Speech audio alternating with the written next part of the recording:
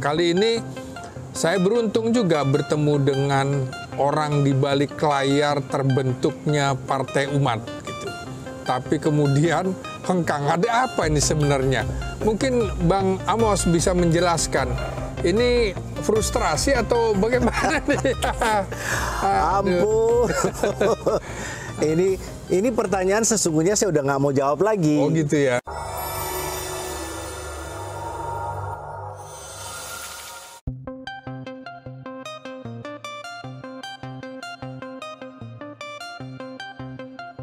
Assalamualaikum warahmatullahi wabarakatuh. Jumpa lagi dengan saya, Slamet Ginting, dalam obrolan politik. Kali ini dari wilayah Barat Jakarta.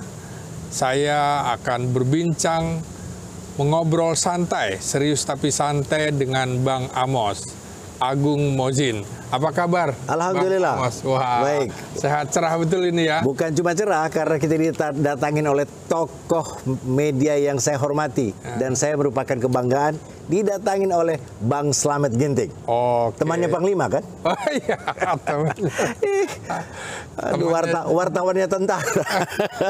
Jenderal Kancil. Iya. Jadi kalau cuma ngaku-ngaku tentara, ngaku-ngaku kenal jenderal, ini udah 30 tahun menjadi wartawan di Angkatan Bersenjata Republik Indonesia ya. Iya. Jadi temannya para jenderal. Iya, sedap. Bang Amos, Bang Amos ini dikenal publik baru saja hengkang dari Partai Umat. Partai yang memang dinakodai oleh beberapa orang yang hengkang dari Partai Amanat Nasional. Kok lagi-lagi sebagai orang yang turut membidani, tapi Bang Amos juga turut keluar nih. Wah, ini kita menarik, tapi kita akan bahas dulu. Pemirsa, sekitar 2,5 tahun lagi pemilu 2024 akan segera dilaksanakan. Sejumlah partai politik baru banyak bermunculan ya. Kemudian diantaranya memang ada partai yang saya sebutkan tadi, Partai Umat, kemudian Partai Gelombang Rakyat atau Gelora, ada juga Partai Masumi, Partai Rakyat Adil Makmur, Partai Era Masyarakat Emas, Sejahtera Emas, kemudian Partai Usaha Kecil dan Menengah, Partai Indonesia Terang, Partai Negeri Daulat Indonesia, Partai Nusantara, Partai Indonesia Damai, dan Partai Kebangkitan Nusantara. Dan ini akan muncul lagi partai-partai baru yang akan segera muncul. Nah, kali ini saya beruntung juga bertemu dengan orang di balik layar terbentuknya Partai Umat gitu. Tapi kemudian hengkang, ada apa ini sebenarnya?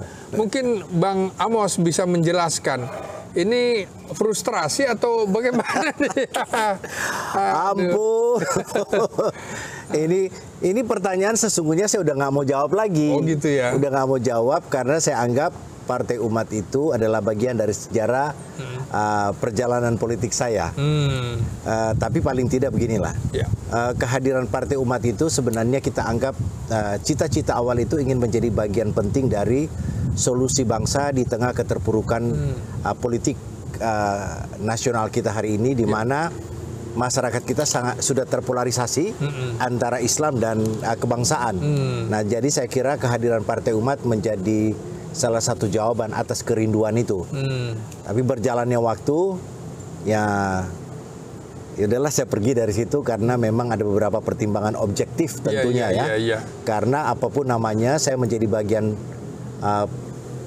paling depan bersama Pak Amin Rais melahirkan atau menggagas lahirnya partai itu. Tapi dengan pertimbangan yang matang, akhirnya saya pergi meninggalkan Partai Umat. Dan tentu saya kira ada yang kecewa, tapi nggak apa-apalah. Saya pikir ini salah satu usaha yang harus saya lakukan dalam rangka mungkin idealisme saya. Ya. Mungkin itu. Tahapan itu sebenarnya sudah dilalui ya, sampai pendaftaran di Kementerian Hukum dan HAM sudah dilakukan ya. Jadi tahapan awal untuk proses administrasi, kelengkapan administrasi Partai Umat itu sudah berhasil mendaftarkan dirinya sebagai badan hukum. Tapi masih ada lagi satu tahapan, yaitu proses faktualisasi dari KPU, dan itu juga bukan pekerjaan yang mudah. Membuat partai untuk terdaftar secara administratif saja sudah begitu berat. Dan memang ini tidak hanya dihadapi oleh Partai Umat, oleh semua partai-partai politik yang baru. Ini adalah pekerjaan besar, tidak mudah. Sekali lagi saya ingin katakan tidak mudah untuk lolos untuk lolos. Jadi kalaupun lolos verifikasi faktual dari KPU, partai-partai ini, partai-partai baru ini tentu harus bekerja keras dan lebih cerdas lagi, karena ada persyaratan yang sangat berat nih agar lolos ambang batas parlemen sebesar 4%. Nah, gimana menurut Bang Amos ini? Iya, 4% itu memang saya kira juga salah satu upaya pemerintah dalam hal ini untuk membatasi jumlah partai politik. Kalau juga dibebaskan, kita juga punya pengalaman yang lalu, sama seperti pemilu sebelumnya. Begitu banyaknya partai politik, sampai berapa puluh partai politik yang akhirnya membingungkan rakyat juga. Saya kira 4% itu kalau kita ingin menjadikan partai-partai politik atau aliran politik yang ada di masyarakat kita hari ini, kan ada aliran kebangsaan, kemudian ada aliran agama, kemudian ada juga aliran-aliran lain. Jadi saya pikir dengan ada beberapa partai politik yang sudah ada itu sudah cukup diwadahi, dan menurut saya partai politik baru berat sekali untuk bisa mendapatkan dukungan yang cukup signifikan di tengah masyarakat yang sudah menurut saya sudah jenuh dengan mekanisme atau sistem perpolitikan kita hari ini. Ini kan memang sejak era reformasi kita punya dua model sistem pemilu ya. Artinya sistem proporsional tertutup yang dilakukan pada pemilu 99 dan 2004. Kemudian sejak pemilu 2009 hingga sekarang kita menggunakan sistem pemilu proporsional terbuka. Nah, menurut Bang Amos, apakah kita harus juga kembali ke sistem proporsional tertutup? Apakah memang kemudian lebih pas dengan sistem pemilu proporsional terbuka? Ada plus minus ya. Jadi kalau kita ambil dengan proporsional tertutup itu, plusnya adalah sistem pemilu kita itu kembali kepada nomor urut, bukan pada jumlah suara terbanyak. Lalu apa plusnya? Plusnya adalah partai politik bisa dengan leluasa menempatkan kader-kader terbaiknya untuk mengambil posisi nomor 1. Dan saya kira keinginan atau kecenderungan ini bisa kita temukan di partai-partai yang sudah jumlahnya dukungannya sudah besar. Seperti mungkin Golkar, PDIP, dan Gerindra itu kalau ditanyakan, mungkin mereka lebih cenderung kepada proporsional tertutup. Karena apa? Mereka juga punya problematika hari ini bahwa di parlemen itu atau di DPR itu ternyata banyak sekali anggota-anggota DPR RI dalam tanda petik itu mutunya kurang bermutu, sehingga itu menjadi tantangan sendiri. Tapi buat partai-partai kecil atau menengah, mereka cenderung untuk mempertahankan yang terbuka itu, karena mesin partai politik tidak jalan, maka menjadi tulang punggung utama mencari suara itu adalah di caleg-calegnya. Sehingga mereka itu lebih mengutamakan, tidak terlalu memprioritaskan kader. Jadi dari manapun artis, orang terkenal, mereka rekrut untuk menjadi kandidat anggota DPR dari partai-partai kecil itu. Dan artinya tidak bicara lagi ya kualitas ya, tapi kuantitas. Atau jangan-jangan malah isi tas begitu ya? Otomatis ya. Otomatis. Kalau gini, pemilu yang proporsional terbuka itu akan sangat menguntungkan buat orang-orang yang populer. biaya yang mereka akan keluarkan tidak sebesar dengan anggota-anggota atau calon-calon anggota DPR yang dari kalangan yang tidak terkenal, katakanlah pengusaha. Maka mereka itu akan mengeluarkan uang yang banyak. Dan itu kita bisa lihat di DPR itu hari ini yang namanya aktivis, orang-orang seperti Pak Slamet Ginting ini berat untuk menjadi anggota DPR. Berat, karena apa? Membutuhkan isi tas. Sekalipun kualitas Pak Ginting ini sudah melampaui seorang doktor ya, menurut saya lah. Ini penilaian saya. Isi tasnya buku aja itu ya, tapi bukan uang. Isi tasnya semua cuma pulpen, kalkulator nggak ada. Nggak ada. Aduh, jadi berat. Kecuali ya kita atas fakta-fakta itu, maka kita mencoba mencarikan jalan keluar. Pasti ada jalan keluar. Dengan problematika bangsa yang begitu berat. Nah, perpolitikan. Ya, ini menarik ya. Jadi memang sejak 2009 sistem pemilu kita juga memberlakukan PT ya, parliamentary threshold yang dari waktu ke waktu mengalami kenaikan. Pada pemilu 2009 lalu misalnya dimulai dengan 2,5% ya. Kemudian 5 tahun kemudian naik lagi meningkat 3,5% ya. Enggak, jadi 4 kalau nggak salah ya. 3,5% dulu, baru pada pemilu 2014 jadi 4%. Jadi ini ada kenaikan-kenaikan. Akibatnya banyak juga yang partai yang terbunuh begitu ya. Nah, kemudian jika ini undang-undang tidak direvisi atau bahkan kemudian meningkat lagi menjadi di atas 4%, apa yang kira-kira terjadi? Kalau kita ingin mendapatkan jadi gini, jika kita ingin memberikan kanal politik untuk para pemilih, menurut saya jumlah partai politik yang ideal itu antara 3 sampai 5. 3 sampai 5 aja. Karena sudah cukup mewakili aliran pemikiran politik yang ada di masyarakat kita. Saya kira sehingga kalau 3 sampai 5 itu, maka ambang batas itu bisa kita naikkan sampai 7%. 7%. Jadi memang Anda sepakat dalam tanda petik seperti era Presiden Soeharto begitu ya.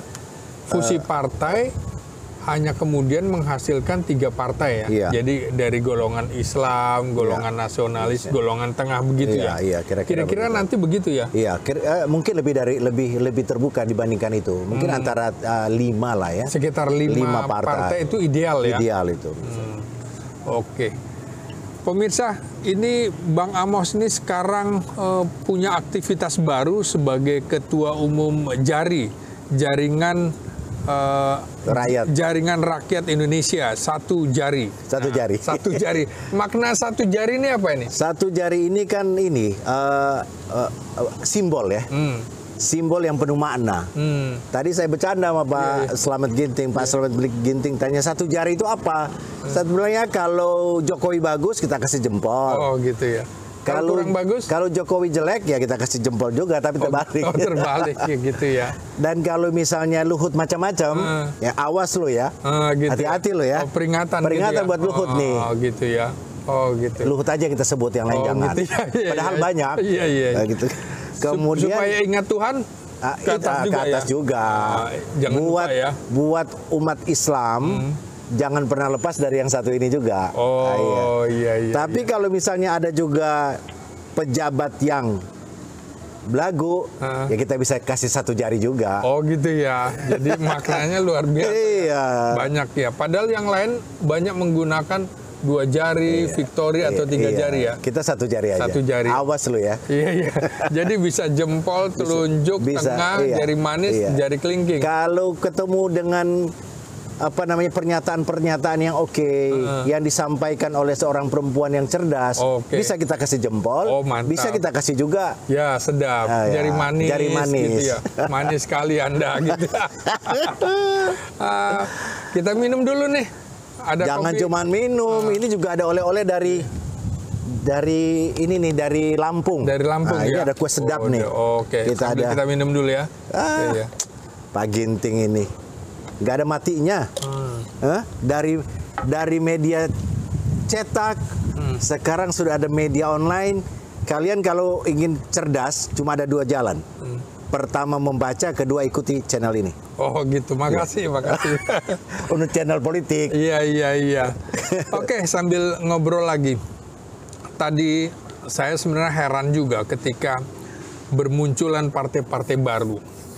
Tahun 2009 itu, akhirnya dari sekian banyak partai, itu hanya 2 partai yang lolos. Yaitu Gerindra dan Hanura. Itu 2009. Kemudian pada 2014 muncul satu partai aja, Nasdem.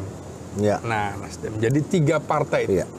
Yang menarik ini kan partai ini adalah bekas atau besutan Golkar. Ya, sempalan Golkar ya. Sama kayak Partai Umat, sempalan. Sempalan Partai Amanat Nasional. Ya. Nah, ini kan artinya tidak mudah, tapi orang banyak nekat dalam tanda petik membuat partai-partai baru gitu ya. Nah, mungkin kalau kita lihat yang terakhir Nasdem itu salah satu kekuatannya di tokoh Surya Paloh. Dia aktivis politik, kemudian punya media massa, begitu. Dengan jaringan pemberitaan mampu mengangkat Nasdem. Ya. Juga itu tadi mencoba merangkul tokoh-tokoh populer, ya. Seperti Bang Amos tadi katakan, dengan sistem proporsional terbuka ini sangat memungkinkan orang-orang yang populer untuk tampil gitu, walaupun barangkali kualitas nomor sepatu begitu ya. Nah, kemudian ada lagi tokoh yang kalau Hanura dengan Gerindra barangkali tokoh militer yang ditonjolkan. Ada Jenderal Prabowo Subianto, ada Wiranto di Hanura. Tapi kan ternyata pada pemilu 2019 Hanura pun akhirnya gulung tikar dalam pengertian gagal masuk ke Senayan. Ya. Artinya partai kecil itu kalau dia berkonflik maka wassalam. Nah, kira-kira begitu ya. Betul. Ini sebuah peringatan ya. Nah, kemudian kira-kira Partai Amanat Nasional berkonflik kan gitu ya. Kemudian muncul Partai Umat. Bisa wassalam nggak ini? Kalau ini bocor halus nih. Bocor halus. Bocor halusnya tuh begini.